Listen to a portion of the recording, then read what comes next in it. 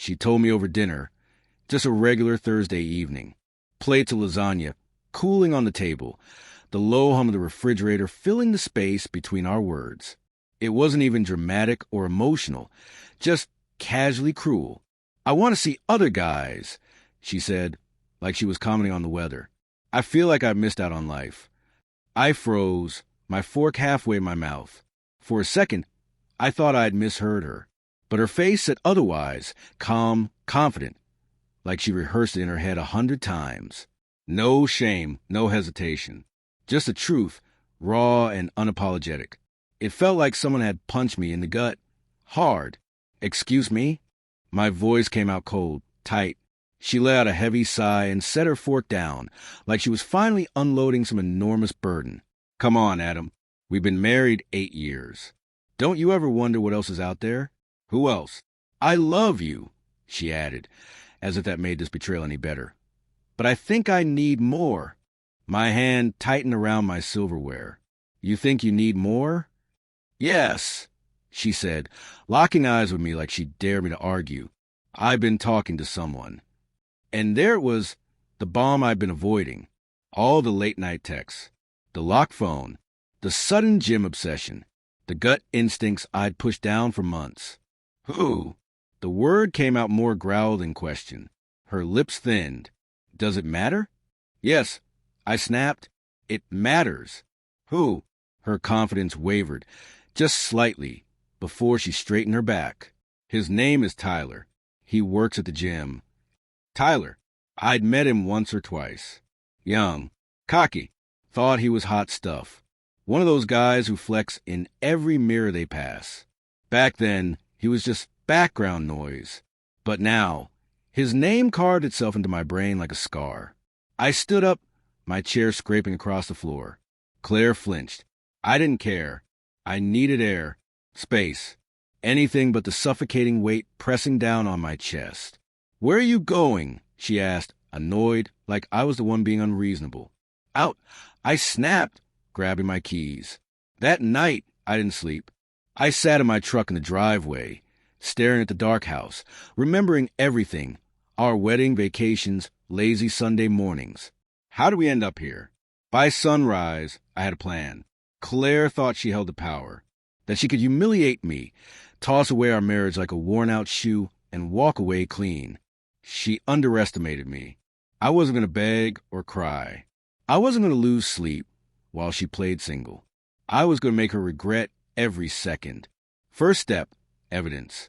If she wanted to live like she was single, I'd treat her like she was. I acted like the perfect husband for next week.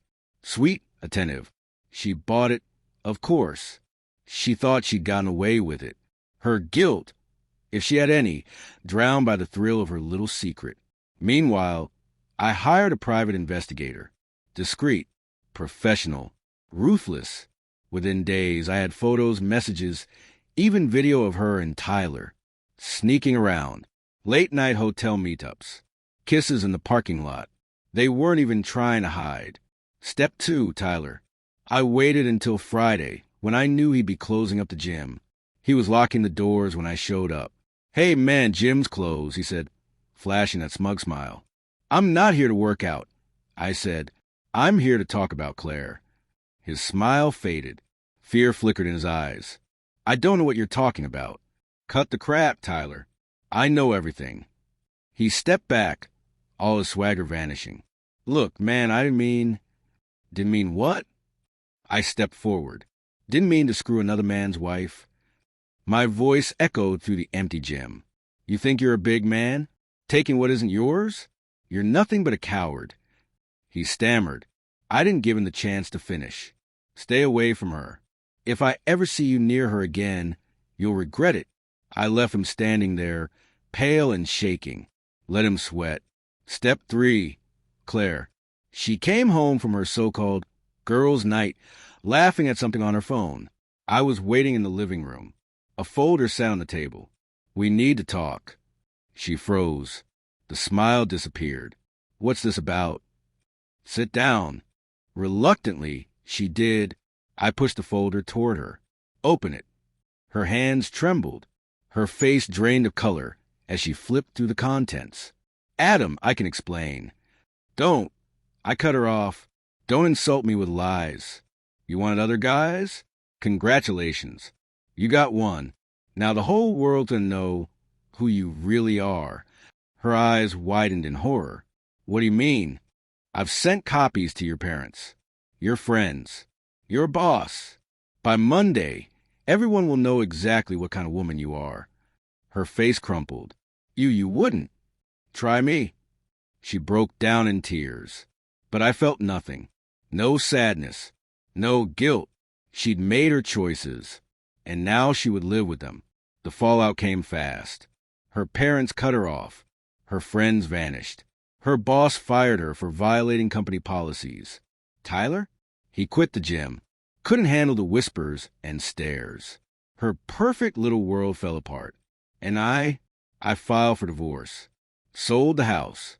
Took the money and started over. She wasted my time. But I wasn't going to let her waste my future.